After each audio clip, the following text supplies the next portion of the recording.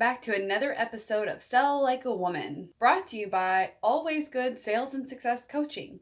I'm your hostess, Mrs. Always Good, and this week we're talking about being a good girl. What is a good girl? She is responsible, polite, she's predictable, sociable, poised, obedient. She makes her parents proud, her friends envious, her employers impressed, and her dates intimidated. Because she's good. In fact, she's so good, no one knows she's miserable. And it's baffling to her.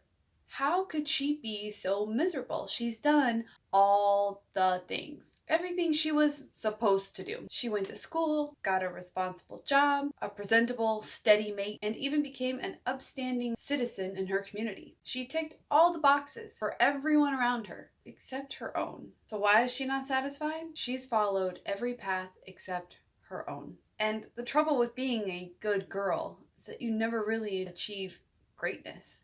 You're always just good. Maybe just good enough. And isn't that bordering on mediocre? And if someone described your life as mediocre, would that be enough? The problem with following everyone else's path is that you ignore your own.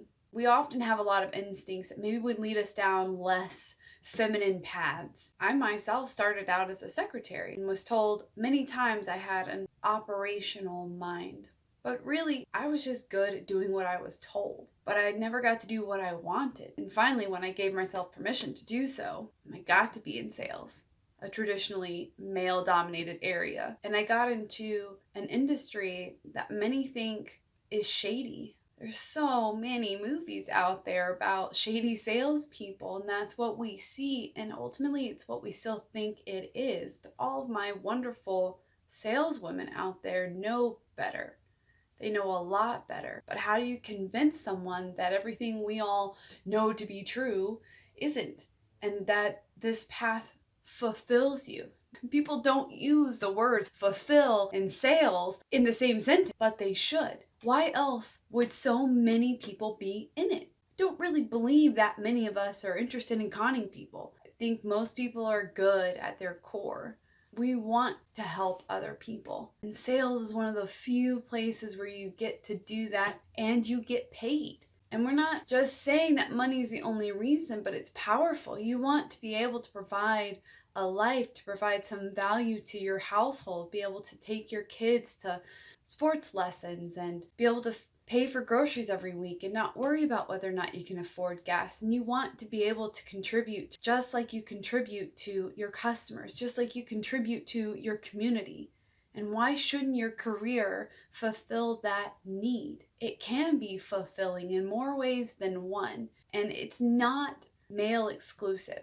Be in sales, as we well know. And maybe it is your path. You may be strong, but you shouldn't waste all of your strength on carrying around the baggage that culture places on us. The real travesty is how many of us are so busy being a good girl that we never bother to follow our own path. And what a travesty that is. Your talents are being wasted in some other field, in some other place, because you feel it wouldn't be acceptable to be in a sales role, or worse. You've sold yourself on not being a salesperson, but being client-facing is a deep joy, and you deserve to make more and be worth more. And you have the ability to provide value, not just to your family, to yourself, to your clients, but to everyone around you. What a force you are. What a force you could be if you stepped out of that good girl lane and into greatness. I hope one of my great saleswomen out there is listening to this. For those of you that have been in it, I hope it reminds you what next level awaits you and how important it is that you reach it